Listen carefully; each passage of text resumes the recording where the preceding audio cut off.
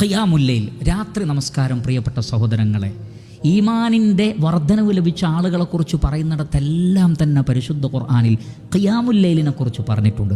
പരിശുദ്ധ ഖുർആനിൽ ഒരുപാട് സ്ഥലത്ത് ഖിയാമുൽ ലൈലിനെ സംബന്ധിച്ച് പറഞ്ഞിട്ടുണ്ട്. മാത്രമല്ല നബി സല്ലല്ലാഹു അലൈഹി വസല്ലം നൽകിയ ഒരു വസിയ്യത്ത്, നിങ്ങൾ രാത്രി നമസ്കാരക്കാരാവണം. പൂർവികരായ സ്വാലിഹീങ്ങളൊക്കെ രാത്രി നമസ്കാരക്കാരായിരുന്നു. ആദം അലൈഹിസ്സലാത്തു വസ്സലാം മുതൽക്കുള്ള എല്ലാവരും രാത്രി നമസ്കാരക്കാരായിരുന്നു.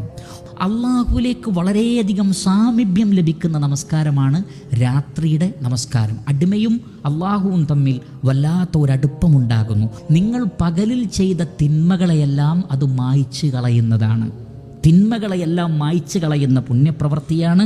ഇനി വരാനിരിക്കുന്ന പകലിലോ വമൻഹാത്തുല്ലിൽ ഇസ്മി, തുടർന്നുള്ള പകലുകളിൽ തിന്മയിൽ നിന്ന് നിങ്ങളെ ബ്ലോക്ക് ചെയ്യുകയും ചെയ്യും. അപ്പോൾ കഴിഞ്ഞുപോയ പാപങ്ങളെ കഴുകിക്കളയുന്നു, പിന്നീട് വരാനിരിക്കുന്ന തിന്മകളെ ബ്ലോക്ക് ചെയ്യുന്നു, അള്ളാഹുവിലേക്ക് വലിയ സാമീപ്യമുണ്ടാക്കുന്നു, സ്വാലിഹീങ്ങളുടെ കൂടെ കൂടാൻ സാധിക്കുകയും ചെയ്യുന്നു. അപ്പോൾ രാത്രി നമസ്കാരം ഈമാനിൽ വലിയ വർധനവുണ്ടാക്കുന്നതാണ്. സൽസ്വഭാവം, നല്ല പെരുമാറ്റം പലരും ശ്രദ്ധിക്കാതെ പോയൊരു വിഷയമാണ്. നമ്മുടെ ദീനും നമ്മുടെ ഈമാനും നമ്മുടെ പെരുമാറ്റവും തമ്മിൽ അഭേദ്യമായ ബന്ധമാണുള്ളത്.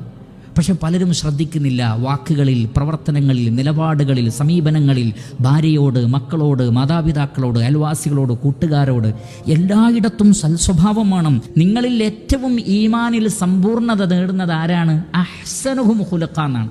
ഏറ്റവും നല്ല സ്വഭാവം ഈമാനിൽ വർധനവാണ്. ഏറ്റവും മോശം സ്വഭാവം ഈമാനിൽ കുറവ് സംഭവിക്കലാണ്. നമ്മുടെ ഈമാനിൽ കുറവ് സംഭവിക്കുന്നതിൽ വളരെ വലിയ ഒരു വില്ലനായി വർത്തിക്കുന്നത് ദുസ്വഭാവങ്ങളാണ്. കളവ് പറയുക, ചതിക്കുക, വഞ്ചിക്കുക, അനാവശ്യമായ കാര്യങ്ങൾ പറയുക, വൃത്തികേടുകൾ പറയുക, അങ്ങനെ തുടങ്ങിയിട്ടുള്ള വിഷയങ്ങളൊക്കെ തന്നെ നമ്മുടെ ഈമാനിനെ കുറയ്ക്കും. അതേപോലെ തന്നെ ഭാര്യയോടും മക്കളോടും നാട്ടുകാരോടും എല്ലാവരോടും നല്ല സ്വഭാവത്തിൽ പെരുമാറണം. മാതാപിതാക്കളോട് നല്ല സ്വഭാവത്തിൽ പെരുമാറണം. കാരുണ്യത്തിൻ്റെ ചിറകുകൾ അവർക്ക് താഴ്ത്തി കൊടുക്കണം. ഇതൊക്കെ നമ്മുടെ ഈമാനിൽ വർധനവുണ്ടാക്കുന്ന കാര്യങ്ങളാണ്.